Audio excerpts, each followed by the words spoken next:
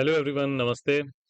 आज हम लोग देखेंगे एमपीपीटी सोलर पीसीयू के बारे में। कुछ लोग इसे ऑफ ग्रिड इन्वर्टर भी कहते हैं, कुछ केवल एमपीपीटी सोलर पीसीयू बोलते हैं, कुछ लोग सोलर पीसीयू बोलते हैं। तो बोलने के तरीके कई सारे हैं।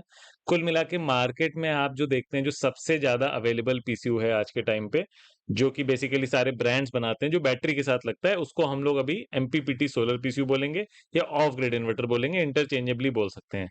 राइट। तो एक बात मैं पहले ही बता दूं, ये भले ही सबसे पॉपुलर इन्वर्टर है इंडिया में, लेकिन इसमें सब्सिडी नहीं मिलती है। ये सूर्य घर योजना की सब्सिडी के लिए एलिजिबल नहीं है।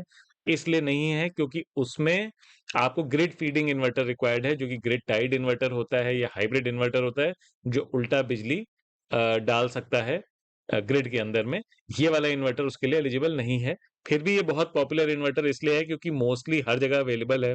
आज के टाइम आप जितने भी मेजर ब्रांड के नाम जानते हैं, इंक्लूडिंग स्टैटको एनर्जी है, पूरे चैनल नेटवर्क में यही वाला इन्वर्टर ज़्यादा मिलता है। आप कहीं भी लोकल चले जाएँ, आपको अवेलेबल रहेगा।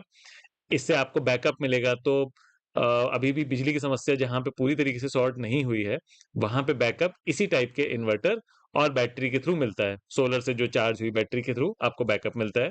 और ये हाइब्रिड इन्वर्टर जहाँ पे आप ग्रिड फीड भी कर सकते हैं, बैकअप भी कर सकते हैं, उससे थोड़ा-सा सस्ता है ये। इसलिए कई लोग इसको चुनते हैं जो बहुत लो रेटिंग में, बट थोड़ी हाई रेटिंग में कई लोग हाइब्रिड को चुनते हैं, तो मैं उसके बारे में भी आपको बताऊँगा। तो आइए देखते हैं कि ये पूरा काम कैसे करता है, इसका इसका मेन मकसद क्या है इस इन्वर्टर का। तो ये आप देख लें, ये इन्वर्टर लगा हुआ है, इन्वर्टर में सोलर लगा है, इन्वर्टर में बैटरी अटैच्ड है, इन्वर्टर से लोड अटैच्ड है, जो केवल इन्वर्टर से, जिनको हम प्रायोरिटी लोड कहते हैं। और ये अदर लोड्स हैं जो ग्रिड से तो अटैच्ड हैं, बट ये डिस्ट्रीब्यूशन बॉक्स के अटैच्ड हैं, डायरेक्ट इन्वर्टर में नहीं अटैच्ड है, जो अदर लोड हैं। और ये जो मेरी मेन्स आ रही है या ग्रिड कह लें आप, वो डायरेक्ट आके इन्वर्टर में एसी सप्लाई भेज रही है। तो सुबह का टाइम है, मेरा सोलर आना स्टार्ट हुआ है, अभी सोलर उतनी ही बिजली दे पा रहा है जिससे मेरी बैटरी चार्ज हो रही है। तो यहाँ पे गाइस हम लोग एमपीपीटी के बारे में बात कर रहे हैं। एमपीपीटी एक डीसी-डीसी कन्वर्टर होता है जो इस इन्वर्टर के अंदर लगा होता है। हम पीडब्ल्यूएम की बात नहीं कर रहे। पीडब्ल्यूएम बहुत ही इनएफिशिएंट टाइप का सिस्टम है। वो केवल सस्ता करने के चक्कर में कंपनियों ने बना दिया है। मैं कभी रिकमेंड नहीं करूंगा पीडब्ल्यूएम। हम लोग केवल एमपीपीटी की बात यहाँ करेंगे। एमपीपीटी की एफिशिएंसी बहुत हाई होती है। तो जितना सोलर आपको आ रहा है उसकी 95% 94% एफिशिएंसी के साथ आपकी बैटरी को और आपके लोड को डिलीवर हो सकता है। तो यहाँ एमपीपीटी की हम बात कर रहे हैं। तो अभी जितना भी सोलर आ रहा है उससे आपकी बैटरी चार्ज हो जा रही है, बाकी सारा लोड ग्रिड से चल रहा है। अब सोलर मेरा थोड़ा बढ़ गया, अब बैटरी भी मेरी थोड़ी चार्ज हो गई, बैटरी एक्चुअली पूरी ही चार्ज हो गई। तो सोलर अब मेरा प्रायोरिटी लोड को पूरा-पूरा सप्लाई दे रहा है, राइट? इसको बात एक बारी समझनी ज़रूरी है कि यहाँ पे सोलर को प्रायोरिटी लोड से ज़्यादा होना ज़रूरी है, इसलिए ही वो प्रायोरिटी लोड को दे पा रहा है, क्योंकि यहाँ पे वो अगर इससे कम हुआ तो फिर बैटरी को डिस्चार्ज होना पड़ता है। बट इस पर्टिकुलर केस में जैसे आप देख रहे हैं, मान लीजिए मेरे रिक्वायरमेंट 4 किलोवाट की है और मेरा यहाँ सोलर 4.2 किलोवाट जनरेट हो रहा है फॉर एग्जांपल, तो वो 4 ही किलोवाट जनरेट करके प्रायोरिटी लोड को सप्लाई कर देगा। अदर लोड मेरा डायरेक्टली ग्रिड से चल रहा है यहाँ पे, ठीक है? तो इससे आपकी बिजली की बचत हो रही है सीधा-सीधा। अब क्या हुआ, सोलर मेरा नहीं है, ग्रिड मेरी आ रही है, तो ग्रिड से बाकी सब चीज़ें नॉर्मल इन्वर्टर की तरह काम कर रहा है। क्या कर रहा है? प्रायोरिटी लोड को बाईपास होके जा रहा है, नॉन प्रायोरिटी लोड को बाईपास होके जा रहा है, एंड बैटरी की चार्जिंग मेरी इनबिल्ट एसी-डीसी कन्वर्टर के थ्रू चार्जिंग हो जा रही है। अगर मेरा सोलर भी नहीं है, मेरी मेन्स भी नहीं आ रही है, तो बैटरी मेरी एक तरह से स्टैंड अलोन मोड में बोलूँगा, उसमें ये प्रायोरिटी लोड को सप्लाई दे जा रही है। तो इससे आपका चाहे कभी भी पावर कट हो, आपकी बैटरी आपको हमेशा बैकअप ज़रूर प्रोवाइड करेगी। एंड मेन चीज़ ये है कि ये जो बैटरी से बिजली आ रही है, ये सोलर से चार्ज हुई हुई बैटरी की बिजली आपको मिल रही है मोस्टली, क्योंकि दिन में वो अपने आप को चार्ज कर ही लेगी, इसलिए आपका बैकअप बहुत ही सस्ता हो गया।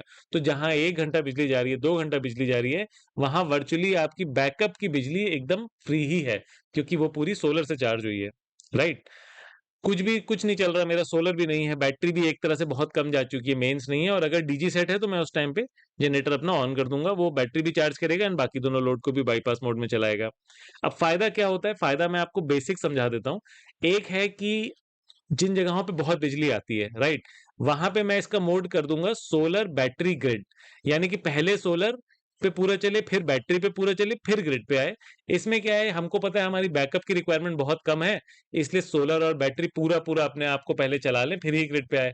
और जहाँ बैकअप की रिक्वायरमेंट बहुत ज़्यादा होती है या जैसे मानसून टाइम पे ज़्यादा बिजली जाती है, तो वहाँ आप सोलर ग्रिड बैटरी कर लें कि पहले सोलर पे चले, फिर ग्रिड पे चले और लास्ट में बैटरी पे चले, बैटरी प्रोटेक्टेड रहे। उसके अलावा 1-2 backup mode, non solar mode और सुपर सेवर 40, 50, 60 इनसे आपकी और बचत हो सकती है। बेसिकली कस्टमाइज़ मोड है, डिपेंड करता है आपके यहाँ कितनी बिजली जाती है, उसके हिसाब से अगर आप इसको सेट कर लें तो आपकी और बिजली की बचत होती है। ये कंपनी टू कंपनी डिपेंड करता है। इसके अंदर में ट्रांसफार्मर होता है जो कि बेसिकली एसी और डीसी साइड के बीच में आइसोलेशन प्रोवाइड करता है।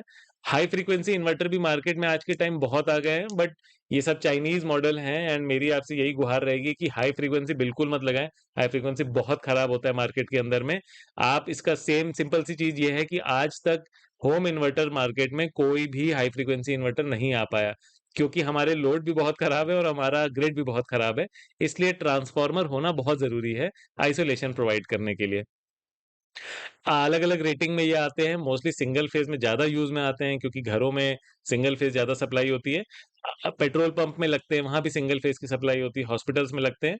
छोटा इन्वर्टर आपका 1 एचपी का पंप भी चला देगा, 3 केवी आपके घर के सारे लोड चला देगा, 5 केवी आपका एसी भी चला देगा, उसके ऊपर आपके 2 एसी चलाने वाले मॉडल्स भी हैं, तो आपकी ज़रूरत के हिसाब से आपका मैक्सिमम पीक लोड कितना है, उसके हिसाब से आप इन्वर्टर सेलेक्ट कर सकते हैं। तो ये कुल मिला के एमपीपीटी सोलर पीसीयू की वर्किंग के बारे में मैंने आपको समझाया। आपका कोई भी डाउट हो, आप प्लीज़ नीचे एक बारी कमेंट में लिख के मुझसे पूछ सकते हैं। हमारी टीम या मैं खुद उस पे ज़रूर रिप्लाई करेंगे। Thank you very much.